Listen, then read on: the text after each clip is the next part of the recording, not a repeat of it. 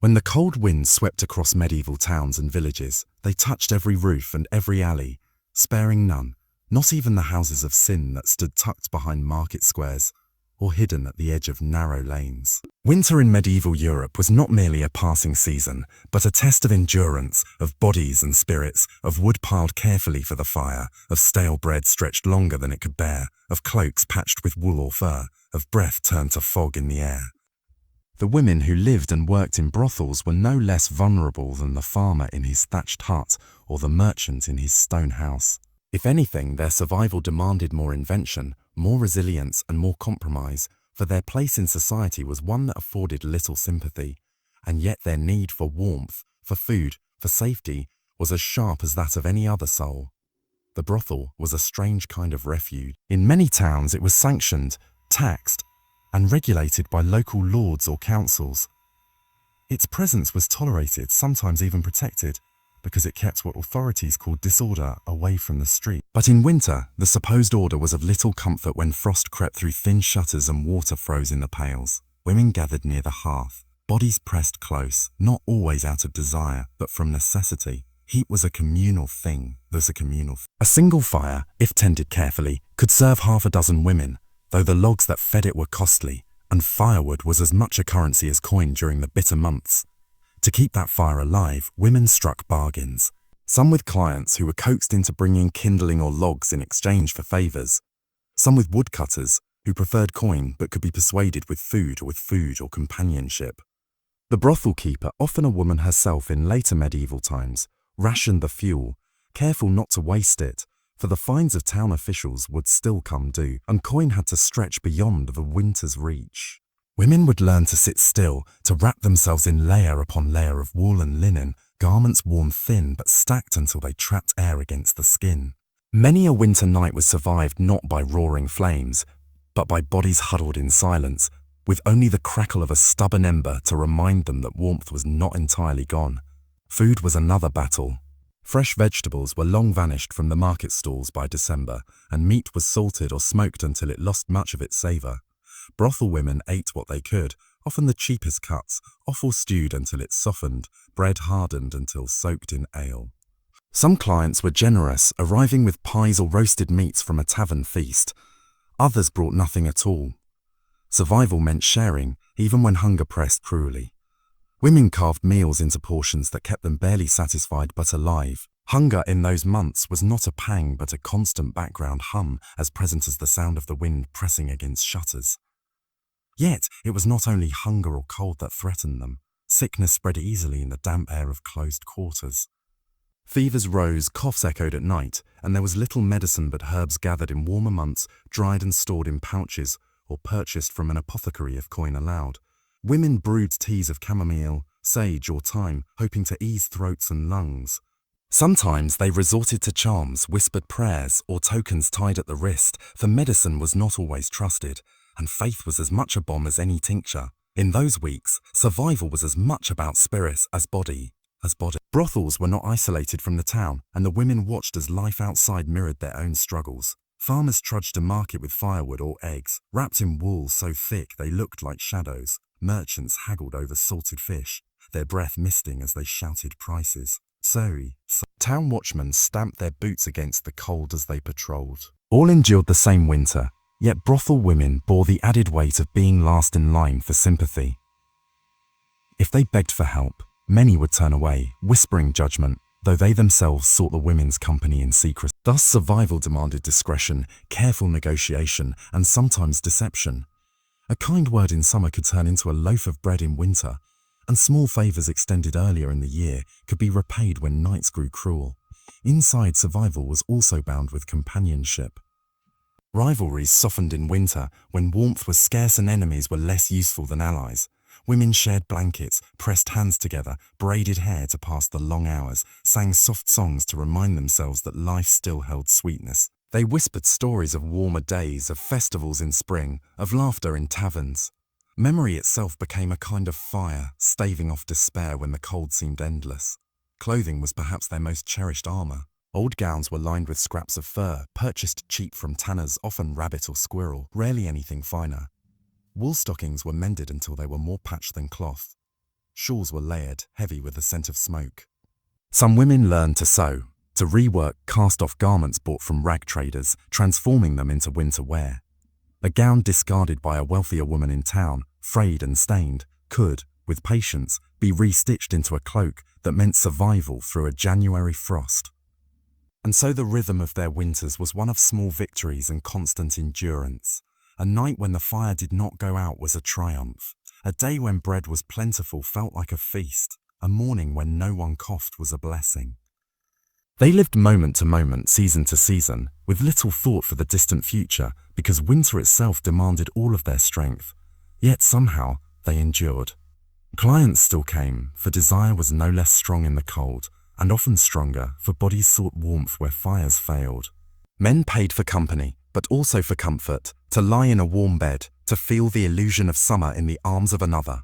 The women knew this well, and used it to their advantage, charging extra for long hours of rest beside them, for in such moments they too shared the warmth, Eggersign. Sometimes there was tenderness, sometimes only transaction, but the exchange was survival either way. The brothel keeper kept careful watch. She knew which women were ill, which were strong, which could work, and which needed rest. Her task was not only profit, but the endurance of her household. For a brothel that failed in winter might not rise again in spring, and debts could not be excused by frost. She bargained with butchers, with bakers, with alewives, stretching credit as far as she could. Her survival depended on theirs and theirs on hers, a web of necessity spun tighter in the months when snow lay heavy on rooftops. And so the days passed, slow and grey, with the sun low on the horizon. Women marked time by the dwindling of firewood, the thinning of broth, the stiffening of linen. Yet within them burned a stubborn will. They knew that spring always returned, however long delayed. They knew that the thaw would bring new coins, new clients, new harvests, new laughter. Winter was not endless, though it felt so in its grip. Their survival was proof not only of endurance, but of a quiet defiance that even at the margins of society, even under judgment and hardship, they could persist. And persist they did year after year, in brothels hidden and known, in towns large and small. Their stories, rarely written, echo faintly in records of fines, of payments, of complaints, but their true survival lies in the unrecorded details. The hand extended to share a crust of bread, the fire fed by a log stolen from the woods, the lullaby sung to ease a fevered rest. These small acts were the foundation of their endurance, the reason they lived to see the snow melt and the buds bloom once more. Thus, when one imagines medieval winters, with their biting winds and silent streets, one must not forget the women in brothels, whose survival was as remarkable as any knight's campaign or merchant's voyage. They endured in the shadows, with resilience forged not in armour, but in wool and firelight, not in glory, but in quiet perseverance. Their winters were harsh, but they were never without hope, for hope itself was their strongest shelter. When the sun barely crept above the horizon, and the pale light spread thin across the frost-covered rooftops, the brothel stirred to life in quiet, deliberate motions.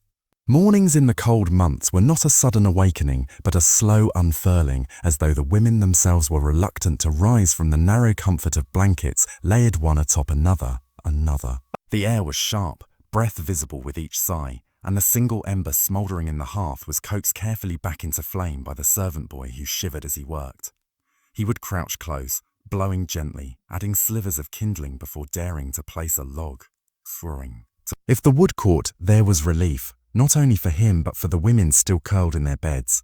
If it failed, there was only smoke and another attempt, and each log wasted was a loss felt keenly. The women rose one by one.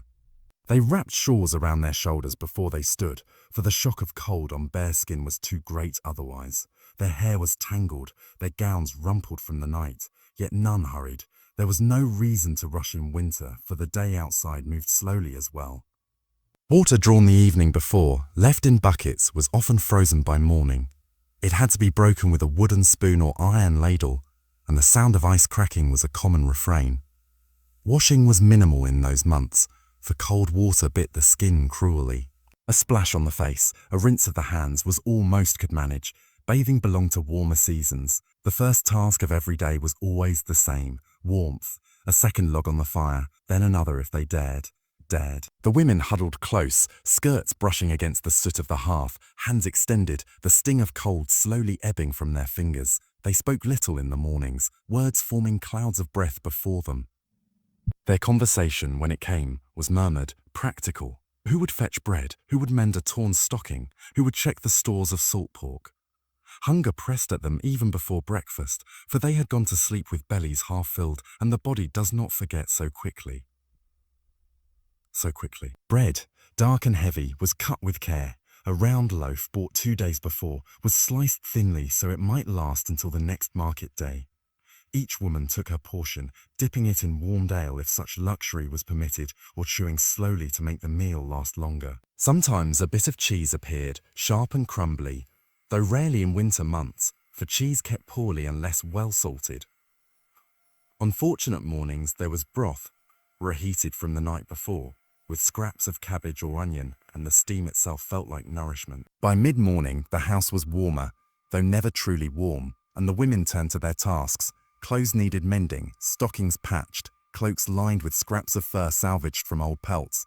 Sewing was steady work that kept the hands occupied and gave the mind something to rest on. Needles flashed in the pale light that slipped through shutters, and the sound of thread pulling tight was as constant as the crackle of fire. Those who could not sew helped with other chores, sweeping the floorboards free of ash, polishing wooden cups, or arranging dried herbs in bundles. Yet beneath these small duties lay the greater task of survival, preparing for the clients who still arrived despite the cold. Men came later in the day when work in the fields or markets was done, or sometimes earlier if they were merchants passing through town. In winter their visits were fewer but often longer, for they sought not only pleasure but refuge. To lie in a bed beneath blankets with another body beside them was its own comfort, and they paid for hours of warmth as much as for companionship. The women knew this and adjusted accordingly, offering long embraces, slower conversation, a kind of borrowed summer in a season otherwise bleak. Each client brought the possibility of sustenance. Some arrived with coins, others with gifts of food or firewood. A butcher might bring a strip of salted meat, a baker half a loaf, a woodcutter a bundle of sticks. These gifts were as valuable as money, and the women accepted them with gratitude, though they often joked amongst themselves later about the exchange rate of their favours. Still, survival was a negotiation, and every bargain struck in winter was another step towards spring. Illness, however, lingered close. The damp air within, the closeness of bodies, the lack of fresh food, all conspired to weaken them. Coughs were common, harsh and rattling, echoing at night when the house should have been quiet. Fever came and went, and there was little to do but rest and sip bitter teas brewed from herbs stored since summer. Sage for throats, thyme for lungs, chamomile for restless sleep. The experienced woman, who had lived through more winters than most, prepared these remedies with steady hands, whispering reassurance even as her own body ached. She had seen women taken by illness before, and each time it was a reminder that winter was no gentle foe. Despite the hardships, there was laughter too. When the fire burned brightly and the women gathered close, they told stories. Tales of foolish clients, of festivals past, of summers when the air was thick with flowers and music. They teased one another gently, shared memories, sang quiet songs. These moments, though fleeting, gave colour to the grey days, for without laughter the weight of survival would have been unbearable. Evenings were busiest. As the sun sank and shadows stretched long, the brothel lit candles, their wax precious but necessary. The flickering light softened the room, making rough edges seem gentler, poverty less stark. Clients arrived then, stamping snow from their boots, their cheeks red from the cold. They smelled of ale and smoke, of wool dampened by frost. Some were boisterous, eager for drink and song. Others were weary, simply seeking comfort. The women greeted them with practiced smiles, though their eyes often betrayed their fatigue. Work did not pause for winter. If anything, it grew heavier, for each coin earned meant another day of survival. When the night was done and the last client gone, the women retreated once more to the hearth. They shared what had been gained, coins counted carefully, food set aside, wood stacked near the fire. They sat together, cloaks wrapped tight, speaking softly, sometimes not at all. The flames burned low, and one by one they drifted to sleep, curled close on pallets or beds, bodies pressed together not out of desire but out of need. Winter stretched on, day after day, each much like the one before.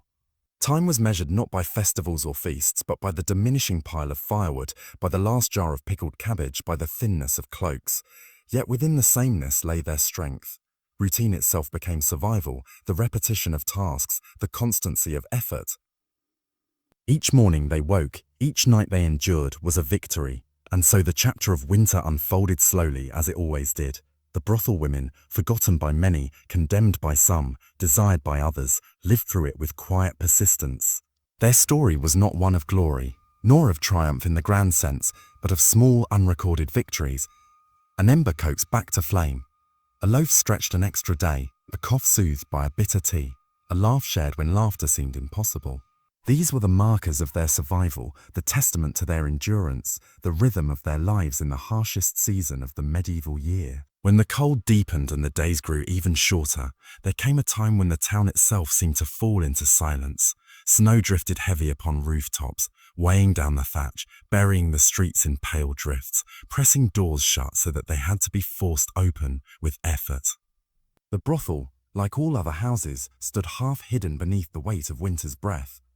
The shutters rattled in the wind, ice formed in the cracks, and smoke from the chimney rose in thin streams that curled against the grey sky. Inside, life moved slower still, as though each movement carried the weight of the snow outside.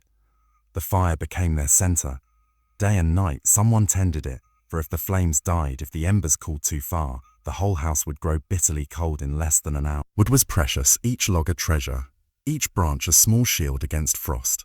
Women took turns sitting close to the hearth, adding kindling, blowing gently upon the coals, coaxing life from what little warmth remained. At night two would stay awake together, watching, listening to the crackle, resisting the pull of sleep. They wrapped themselves in cloaks, they sang softly to keep their eyes open, they whispered about the spring they longed for, when snow would melt and green would return. Survival meant vigilance, and vigilance was exhausting. Food dwindled as winter reached its hardest point. The markets offered little, fish dried to the texture of leather beans that needed hours of boiling, bread baked from coarse flour that filled the stomach but not the spirit. Salt pork appeared now and then, though it was fatty and sometimes spoiled. They ate it anyway, cutting away the worst parts, boiling the rest into stews. Hunger was constant, not always sharp, but always there, a dull ache in the belly, a reminder that comfort was a dream for other seasons. The brothel keeper portioned out meals with care, her eyes measuring each bowl, her hands dividing each loaf. Fairness was important, for jealousy could grow quickly in close quarters, and jealousy was dangerous when survival required unity. Illness crept through the house like a shadow. The sickly girl coughed until her body shook, her breath rattling as though each one might be her last. Others caught fevers that left them shivering even when wrapped in blankets by the fire. Herbs helped some, but not enough. Chamomile soothed, time eased breathing, but winter was relentless, and herbs stored from summer could not replace warmth or nourishment. The experienced woman brewed teas, muttered small prayers, pressed cool cloths to hot foreheads. Some nights were spent in worry, waiting, listening to each cough, fearing silence as much as sound. Yet each morning they rose again, tired but alive, grateful that none had yet been taken by the season. The world outside was not kinder. Streets grew narrow with snow, merchants closed their stalls, taverns grew crowded with men seeking warmth and ale. In such times the brothel saw both fewer visitors and more desperate ones. Some men came with empty purses, hoping to bargain, bringing wood or bread instead of coin. Some came drunk, their steps unsteady, their tempers sharp. Others came quietly, seeking only a bed where warmth might be shared, paying for hours of rest beside another body, for the illusion of comfort in a season where comfort was scarce. The women endured them all, because each visit meant another log for the fire, another meal upon the table. Hypocrisy lingered at the door. Priests preached against sin from the pulpit, declaring the women wicked, their work a stain upon the town. Yet the same priests sometimes walked the streets at night, hoods drawn low, pausing before the brothel door. Merchants who cursed them in public sought them in secret. Men who judged them loudly in daylight knocked softly when darkness fell. The women knew this well, and it did not surprise them. In winter, when life itself was uncertain, morality bent easily beneath the need for warmth and comfort. They played their roles with quiet resignation, neither surprised nor offended, for survival mattered more than judgment. Inside, bonds grew strong. Women leaned on one another, shared cloaks, shared laughter, shared silence. When one fell ill, another kept watch. When one wept, another pressed a hand to her shoulder. Enemies turned to companions, for grudges had no strength against the cold. They sat together, telling stories of summers past, festivals with garlands of flowers, rivers where they once bathed, fields of green that seemed impossible to imagine in the frozen present. Memory itself became their escape, a way to remind themselves that the world was not always so grey, that colour and warmth would return. Time in winter did not pass like it did in other seasons. Days blended together, each one much like the last, measured only by the dwindling of stores, the height of the snow, the waxing and waning of the moon. Morning followed night, night followed morning, but it was as though time itself was caught in frost, moving only reluctantly. For the women, each day endured was another small triumph. They marked their survival not in grand victories, but in quiet persistence. Another log added, another cough soothed, another loaf stretched a little farther. There were moments of rare fortune, for a fortune. A generous client who brought wine and meat, sharing more than coin. A neighbour who offered wood when he had extra, asking only for a smile in return. A baker who gave them the ends of loaves, too hard to sell but still nourishing. These gestures, though small, felt enormous in the heart of winter. They carried the women through the hardest nights, reminding them that survival was not only about endurance, but also about kindness, however rare. And so the brothel endured, as it always did. The women moved through their routines, tending the fire, mending their clothes, dividing their meals, caring for the sick, greeting their clients. The rhythm of their days was slow, repetitive, almost dull, but in that dullness lay their strength. For monotony meant stability, and stability meant life. To wake, to eat, to work, to sleep. Such simple acts became profound when the alternative was despair. The cold lingered, the snow remained, the winds howled against the shutters. But within those walls women survived. They survived not with glory, not with praise, not with recognition, but with quiet resilience. Their story was not written in chronicles or sung in ballads, yet it was no less real. It lived in the embers they tended, the bread they shared, the laughter they found in darkness. It lived in the fact that when winter passed they would still be there, scarred perhaps, weary certainly, but alive. And so another chapter of winter life unfolded, slow and heavy, a season measured not by festivals or feasts, but by endurance. The women endured because they had no choice, but also because within them was a strength greater than the cold, a determination that even the harshest winter could not extinguish. In their endurance lay their defiance, and in their defiance lay their survival. The cold always lingered longest in the early mornings. The walls of the old house seemed to breathe with frost, every beam of wood damp with the heaviness of night. The floor was stiff beneath bare feet, and the air carried the smell of ash and wet wool. The women stirred slowly, each wrapped in layers of worn blankets, unwilling to face the chill that pressed in from every corner. A brothel was never truly quiet, yet in winter mornings it often felt like a place abandoned by warmth, where only breath and small movements hinted at life. Marian, the keeper of the house, was the first to rise, as she always had been. Years of routine had trained her body to awaken before light. She moved with heavy steps toward the hearth, her wool cloak dragging across the creaking boards. The fire had died to embers during the night, but Marian knew how to coax life back into it. Her hands, thick and calloused, arranged the damp sticks with care, blowing into the coals until a faint orange glow returned. The flame resisted at first, clinging to darkness, but slowly it spread, licking at the edges of wood that had seen too many winters. She crouched there for some time, rubbing her hands together above the little flame. It was not comfort she sought. She had long abandoned that thought. It was habit, survival, a ritual of endurance. The fire was for them all, for the women who could not rise yet, for the boy who would soon return with water, for the weak girl who coughed through the nights. Marian's face, lined with age and fatigue, flickered in the new light. She sighed softly, counting already the burdens of the day. Elsbeth stirred in the corner, curled tight beneath a patched blanket. She was the youngest among them, her frame frail and pale, as though the frost had seeped into her bones. She pressed her face against the fabric, reluctant to rise, reluctant to face another day of enduring. When she finally lifted her head, her hair tumbled loose and tangled, catching the faint light of the small window above. She always looked first to that window, brushing away the thin frost with her finger, making a streak through which she peered into the street beyond. The world outside was white, heavy with snow, and the air was thick with the stillness of cold.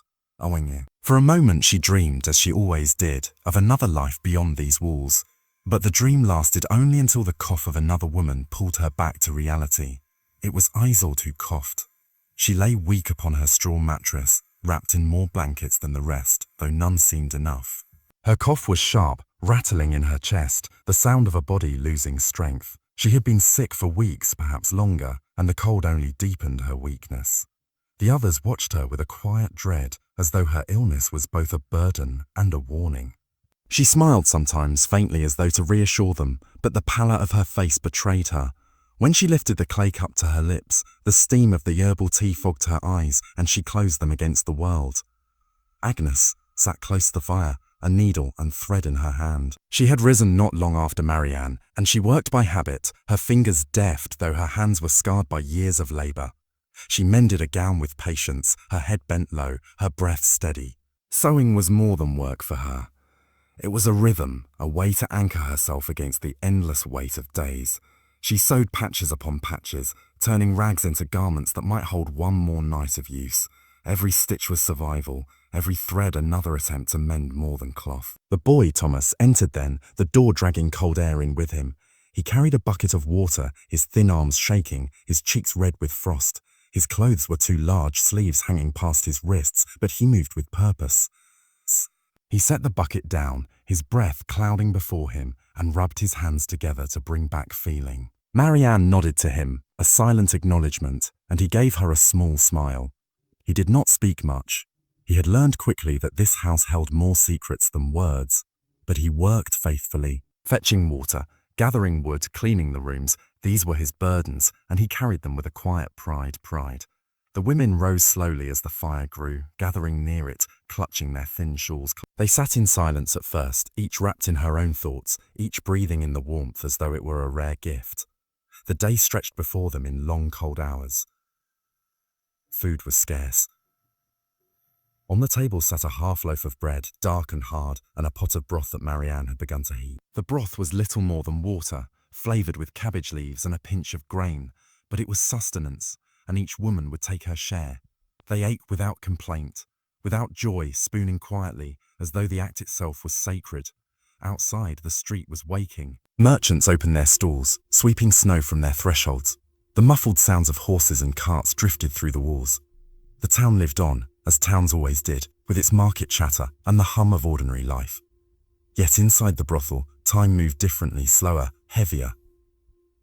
The women existed in a rhythm apart, their lives measured not by seasons of trade or festival, but by nights of work and mornings of weariness. As the hours passed, they busied themselves in small ways.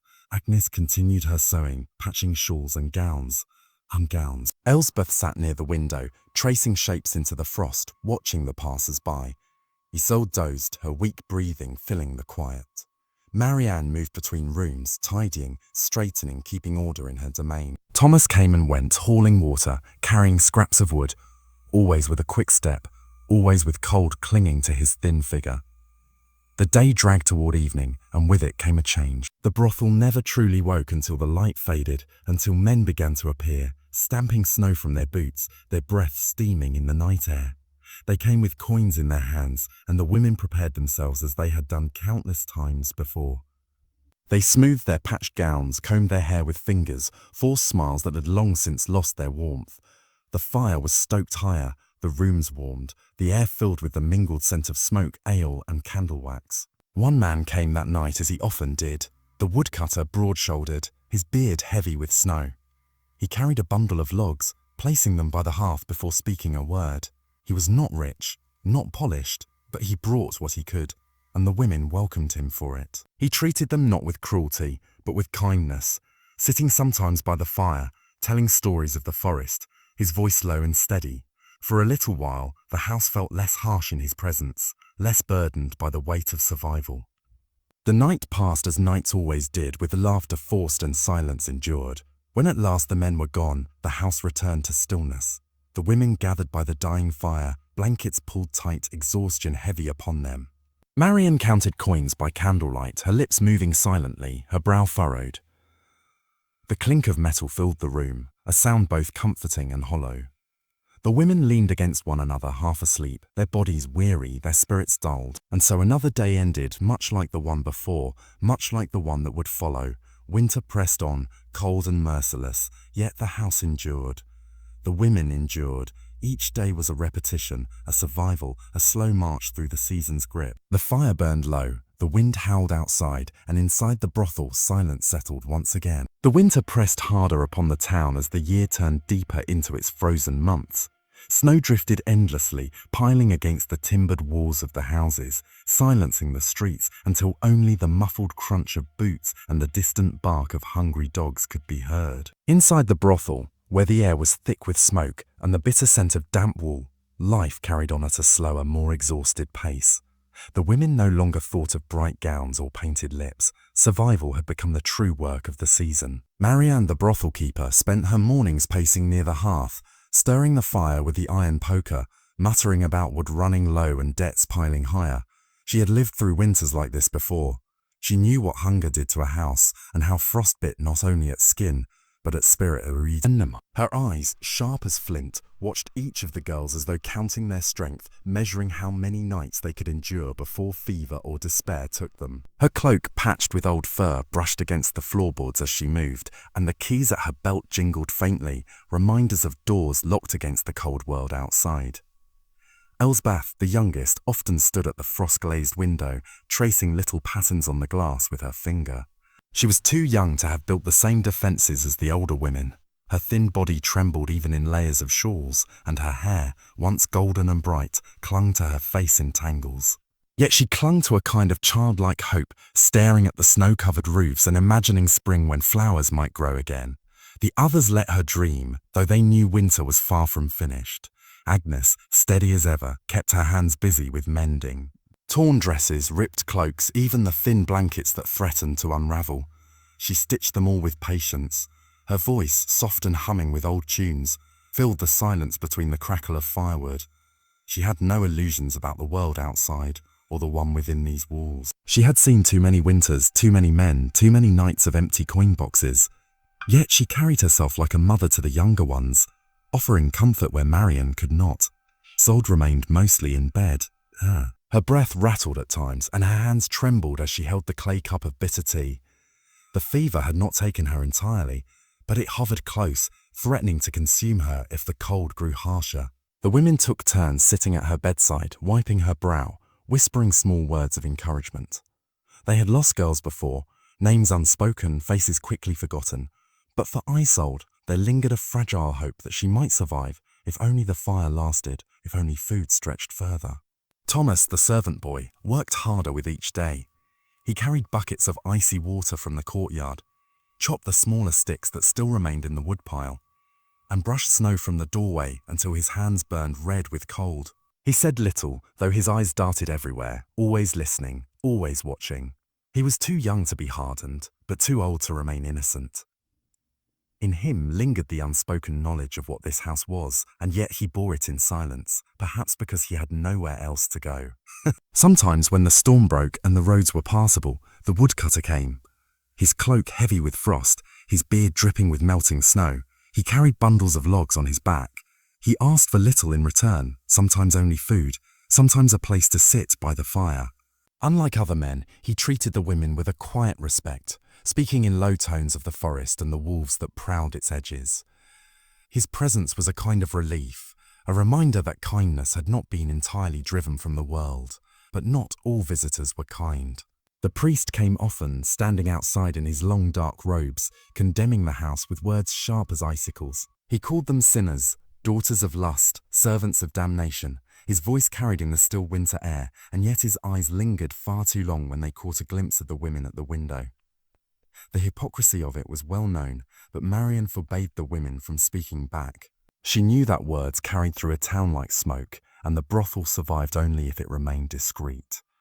Inside, the days stretched into one another. Each morning began with the scraping of frost from the inside of the shutters, the coughing of girls in their beds, the slow stirring of embers into fire. Bread, when they had it, was stale and hard, softened only by dipping into weak broth. Meat was rare, sometimes a scrap of salted pork, sometimes only bones boiled to release what little they still carried. Hunger was as much a companion as the cold. The nights brought work when men came, though their numbers dwindled with the worsening storm. Those who did arrive smelled of ale and smoke, cloaks stiff with snow. The women endured, not with painted smiles as in warmer months, but with weary resignation. The coins they earned were quickly tucked away by Marian, counted again and again as though the act might somehow multiply them. Yet within this hardship, there grew a sense of shared endurance. Around the fire, the women told stories, old tales from villages long abandoned, memories of summers past, fragments of laughter that lifted for a brief moment the weight of survival. Even Isolde from her bed sometimes smiled faintly at their words. Agnes's voice carried strongest, steady and calm, weaving comfort like a thread through the dim-lit room. One night, as the storm raged fiercest, Thomas returned from the courtyard with snow clinging to his boots and cheeks bright with cold. He had found a stray cat, thin and trembling, hidden beneath the woodpile. He carried it inside, and though Marian at first scolded him for bringing another mouth to feed, the little creature quickly curled near the fire, purring softly.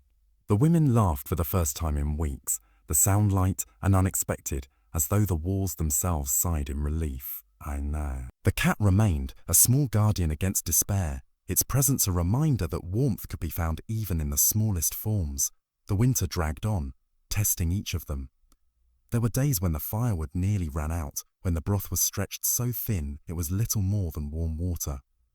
On those days, Marian paced the floor with restless energy, her mind turning to debts, to bargains, to whatever desperate measures might keep the house alive. She was not a woman given to affection, but in her sternness there was a fierce determination that none of her girls should be lost if she could prevent it.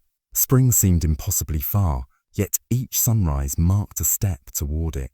The women clung to that thought, whispered it to one another in the dark. They had survived nights colder than this, they told themselves. They had endured hunger before, and though the snow pressed heavy upon the roof, though the priest's condemning voice echoed in their ears, though sickness threatened and hunger gnawed, they remained. For survival, in those harsh winters, was not found in the warmth of blankets alone, nor in the firewood stacked against the wall, nor even in the coins counted by candlelight. It was found in their togetherness, in the quiet strength of Marian's watchful eyes, in Agnes's humming voice, in Elsbeth's fragile hope, in Isolde's faint smile, in Thomas's silent devotion, in the woodcutter's kindness, even in the purring of the stray cat. The winter was long, the nights endless, the hunger deep, but within the walls of the brothel there endured a fragile but unbroken flame.